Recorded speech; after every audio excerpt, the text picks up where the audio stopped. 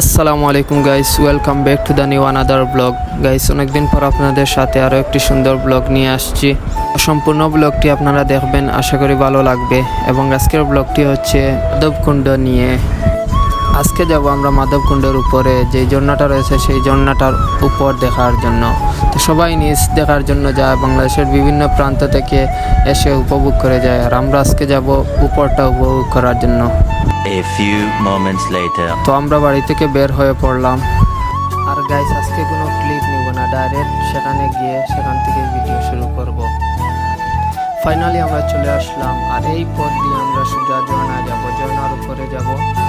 তো ওরা প্রথমে যাইতেছে, তারপর আমি ওদের পিছিয়ে পিছিয়ে যাইতেছি আরও পথ।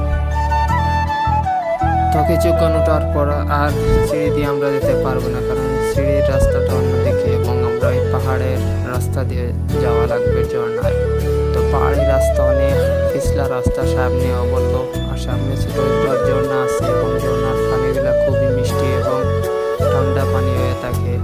আর আমরা পানির তৃষ্ণা পেয়েছে, আমরা পানি খাবো সামনে গিয়ে। অনেক পিছলা রাস্তা দিয়ে এখানে আমরা চুরি করে যাইতেছি, কারণ এখানে যাওয়া নিষিদ্ধ এবং পর্যটকদের এখানে ঢোকাও নিষিদ্ধ। আর সাধারণ যে পাহাড়ি মানুষগুলো রয়েছে তারা এখানে কাজের জন্য সকালে যায় এবং বিকালে আবার চলে আসে। আর যদি হঠাৎ করে মেঘ চলে আসে তাহলে ভয়ঙ্কর কিছু হতে চলেছে আমাদের সাথে। তো আল্লাহর কাছে অনেক দোয়া করে আমরা সামনের দিকে এগোই। আর সামনে গিয়ে দেখি বড় বড় দুটি পাথর এবং ছোট্ট একটি ঝর্ণা, সেই ঝর্ণার দিকে পানি পড়ে। তো এই ঝর্ণাটার পানি অনেকটাই খারাপ ছিল, কারণ ওখানে মানুষ হাঁটাচলা করে, তার জন্য এখানে ঝর্ণাটার পানি অনেকটাই খারাপ।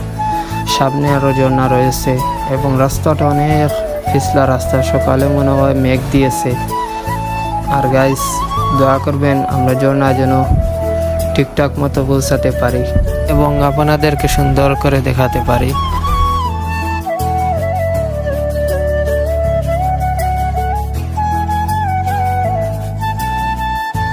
আর গাইস, এখান থেকে যেই ভিউটা শুরু হয়েছে, আলহামদুলিল্লাহ, আল্লাহ তাআলার কি সুন্দর অপরূপ এবং গাছপালা প্রকৃতি অনেক সুন্দর। গাছপালার মধ্য দিয়ে আমরা ছোট্ট একটি রাস্তা দিয়ে হাঁটা শুরু করলাম আবারও। আর এই সামনে আরও একটি পাহাড় আছে, সেই পাহাড়টা আমরা অতিক্রম করা লাগবে। তারপর আরও ছোট্ট একটি পাহাড় রয়েছে, সেই পাহাড় অতিক্রম করলেই আমরা সেই ঝর্ণার দ্বারা যেতে পারবো। আর সুন্দর প্রকৃতি দেখে আমাদের অনেকটাই মন ফ্রেশ হয়ে গিয়েছে। প্রথমে অনেকটাই ক্লান্তি বোধ করেছি, এখন আলহামদুলিল্লাহ যত আগাচ্ছি তত আলহামদুলিল্লাহ আমাদের ভালোই লাগতেছে। আর সামনে গিয়েই দেখি পাহাড়ি মানুষ, ওরা জুম থেকে এসেছে। আর এই রাস্তাটা একবার দেখেন, কি ভয়ানক রাস্তা, কি পিচ্ছিল রাস্তা। আর আমি ক্যামেরা নিয়ে অনেক কষ্ট করে সামনের দিকে এগোচ্ছি।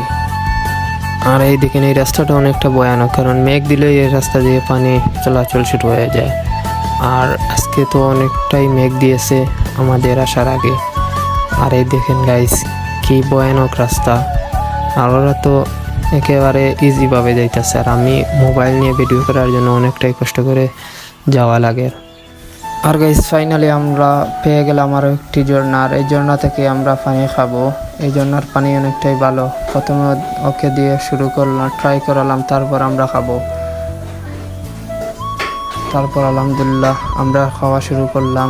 আর এই ঠান্ডা মনোমুগ্ধকর পানি আমরা খেলাম, অনেকটাই ভালো আলহামদুলিল্লাহ। আল্লাহ তাআলার পাহাড়ের মাঝে যে এই সুন্দর সুন্দর ছোটো ছোটো ঝর্ণা রেখেছেন পাহাড়ি মানুষ বা জীবজন্তুর জন্য, এটা আল্লাহ তাআলার পক্ষ থেকে একটি নিয়ামত মনে করি আমরা। গাইস, এখান থেকে এই ঝর্ণার পানির আওয়াজ শোনা যায়, কারণ এই সামনেই হচ্ছে ঝর্ণা এবং পাহাড়টা অতিক্রম করলেই আমরা ঝর্ণাটা পেয়ে যাব। আর পাহাড়ের আমরা বর্তমানে মধ্যখানে রয়েছি এবং এখনই আমরা পাহাড় থেকে নামবো। নেমেই আমরা ছোট্ট একটি খাল পাবো, আর সেই খালের পথ দিয়ে আমরা সোজা চলে যাব ঝর্ণার মুখে।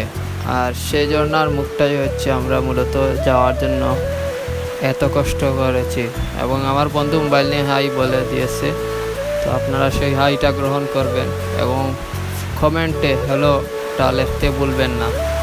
তো ফাইনালি আমরা চলে আসলাম সেই খালে, এবং খালের দিকে নামতে অনেকটাই কষ্ট হবে, কারণ এখানে অনেক মেঘ দিয়েছে, অনেক পিছলা রাস্তা।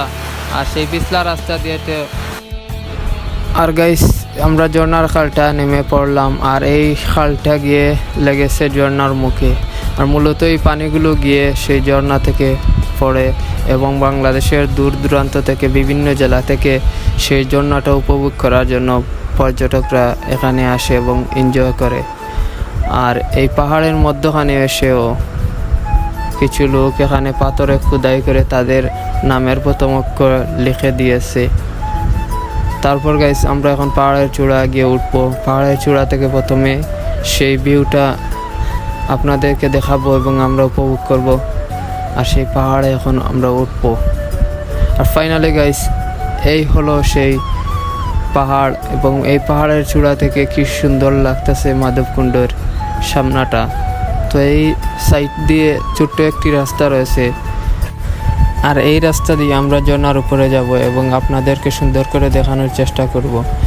আর এই রাস্তা দিয়ে দেখতে যতটা স্বাভাবিক লাগছে, কিন্তু নামতে ততটা স্বাভাবিক নয়, কারণ এই রাস্তাটা অনেক পিছলা। আর আমরা আসার আগে অনেকটাই মেঘ দিয়েছে, তার কারণে অনেক পিছলা হয়ে রয়েছে।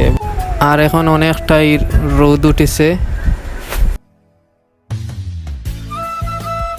আলহামদুলিল্লাহ ফাইনালি আমরা চলে আসলাম।